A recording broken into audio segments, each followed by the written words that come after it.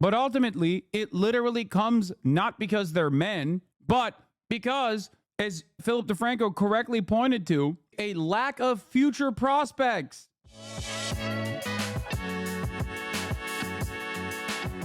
What is this? It's at 30K likes now? Okay, bro, stop. Stop linking me this, okay? God damn it. Real voice leaked. In high school, we had these, and I was always terrible at it. And in this recurring dream, I'm back in high school, and I have missed an entire semester of a class that I didn't write down.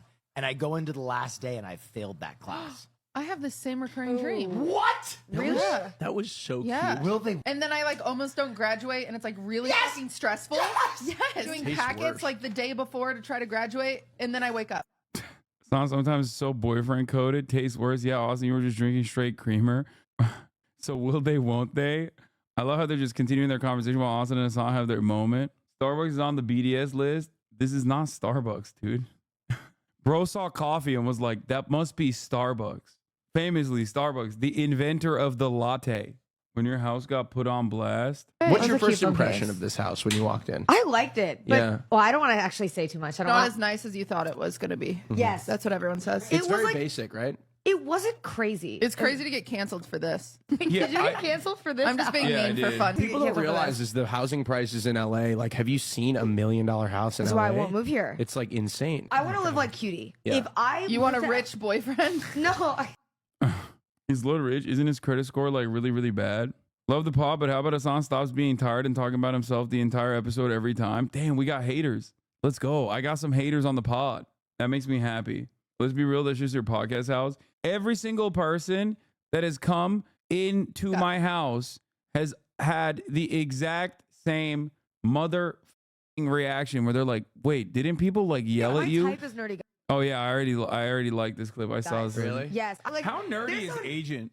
No, he's not nerdy at all. He like again. That's why I say him and I are friends. You're a shipper.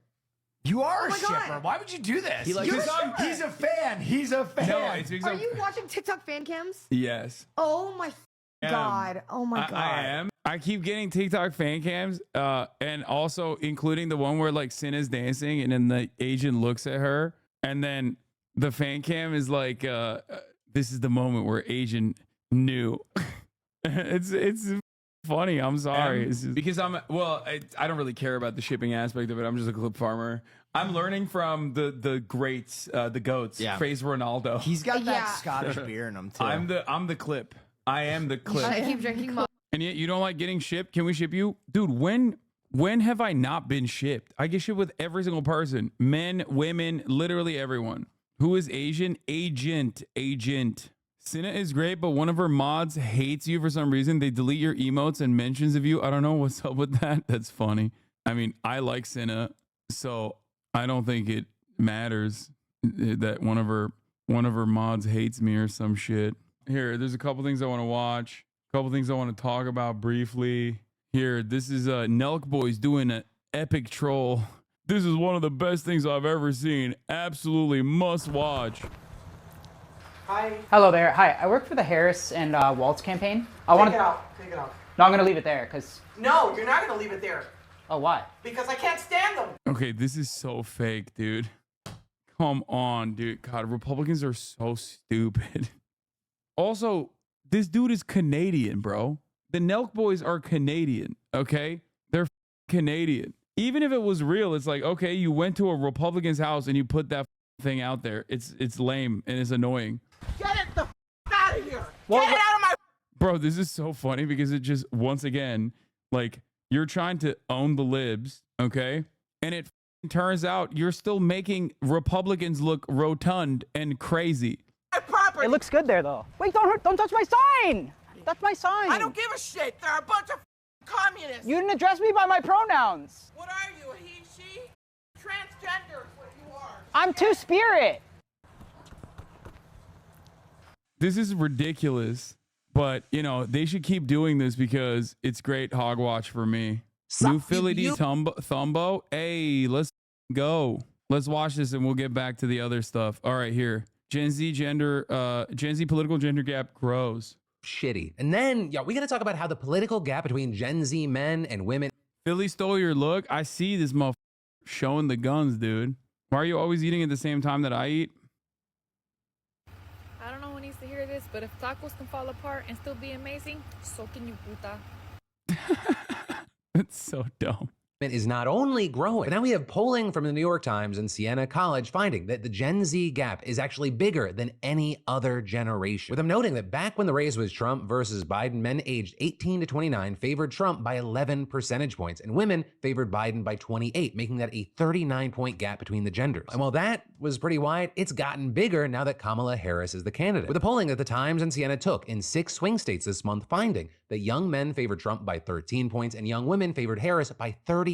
Yo, we're looking at a 51-point gap, right? And that is further apart than any. Whereas with some young men, on the other hand, quote, they feel that rapidly changing gender roles have left them behind socially and economically and see former President Donald J. Trump as a champion of traditional manhood. And as for what specifically has sparked this, well, I mean, you could point to a million reasons. You have folks like political commentator Hasan Piker seeing this polling and writing, every young male interest online, from gaming, fitness, to culture and self-help, is dominated by right-wing, red-pilled manosphere commentary. They prey on the anxieties and insecurities of vulnerable young men. And if you look around, he is definitely not alone in thinking that. But I mean, one report earlier this year on this shift noted that social media algorithms have pulled, quote, moderately conservative young men towards more extreme and radical conservative male role models and worldviews. But here, I will also say this is not an American-specific thing. This is a global trend. I mean, in Europe, there has also been a shift of young people moving to the right, especially men. But yeah, I mean, as far as why this... Or Korea. One Georgia voter who plans to go for Trump saying, we can't afford to have children. We can barely afford 3 meals a day. I want to be able to go to the doctor and afford it. I want to be able to own a home. I want to be able to have a car. I want to have a job I enjoy. I want to live, not just survive. And this is, you had another Trump supporter in Nevada kind of saying that young men felt that they've been told what not to do for a long time. And another in Michigan saying it feels like men are looked down on. And all this is, you had the Times pointing to polling from Pew that found that 40% of Trump supporting men believe that women's gains have come at the expense of men. And this, even though only 1/5 of general respondents thought so. All of which is very interesting, but also too, it has some arguing that this is the way to move some voters over, saying the Democrats need to make a stronger case on some of these issues, with one of the easiest being the tax cuts for the middle class. So of course, a lot of this just comes down to general messaging. I mean, for example, even right here, you have the Times noting that the Democratic Party has a page all about who the party serves, and many demographic groups are mentioned, but none specifically include men. So these voters just might not feel seen by the party. You know, with all that said, whether you're a Gen Z man or woman, or really whatever demographic you hit, I'd really love to know your thoughts on this situation, the shift, and what we might see that's helpful in the future moving forward. Did you say you can't muster any sympathy? Okay, guys, like, that's a ridiculous way to approach the subject matter. This is going to be far more consequential. But have men done anything? Men don't hold other men accountable? Please do not do some dumbass gender war shit in this chat right now, okay? That is ridiculous, okay? The insecurities and the anxieties that men have stem from real material issues that they experience. There is certainly a sense of entitlement, okay? But ultimately, it literally comes not because they're men, but because, as Philip DeFranco correctly pointed to, a lack of future prospects. You have to solve the underlying material inequalities that they are experiencing. Like what material problems do they have? Elderly lady.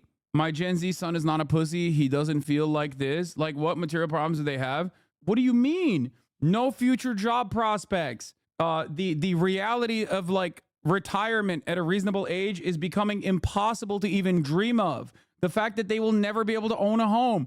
The fact that if they actually need to go to the doctor, that is going to be punishing their wallet so devastatingly. The fact that if they want to be able to participate in the job market, they need a college degree, which is at least like $100,000 minimum.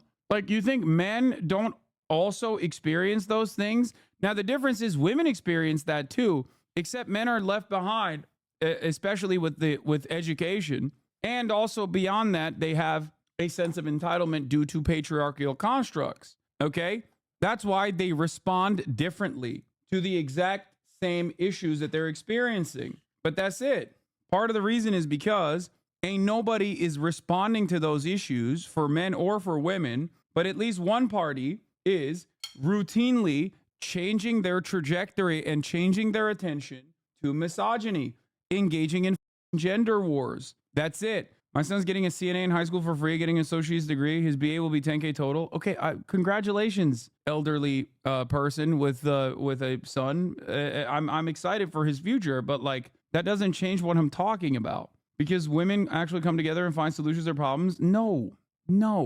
It's because women are being pushed out by one party regularly because that party is consistently attacking their position in society. Men, on the other hand, see this because in the same breath, they are using, the Republican Party and right-wingers are using this as a zero-sum game. Women are advancing in society, and it's coming at the cost of men. Every single thing that we're talking about, Philip DeFranco literally mentioned in the poll. Women are obviously engaging with the political process in a different way because one group is regularly shitting on their autonomy. That's it. The woke left claimed 2 more. Okay, what the is this shit? What is happening to their hair? And someone's like, the woke left. Wait, why did they do this? It got to us. You know? No way. It was only a matter of what time. The hell? That's crazy. Why would you say that? All purple and blue. Golly. What in the world?